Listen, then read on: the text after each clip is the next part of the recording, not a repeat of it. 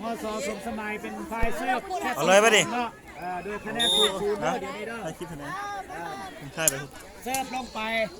มอสอตรงบางกลับขึ้นมาอัพถ่ายคลิปให้อาจารย์ติ๊กเด้ บอกหัวไทยอ้ายมันพูดเลยอุ้ยจักถ่ายคลิปให้อาจารย์ติ๊กไอ้จับโทรศัพท์นี่เว้นมือกล้องมาให้แล้วกูเฮงนวดเสมอกัน1-1ตบมือได้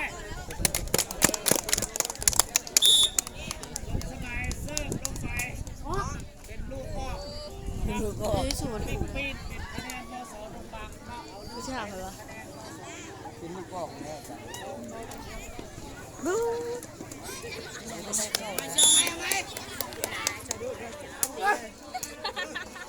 อาจารย์นายหน่อย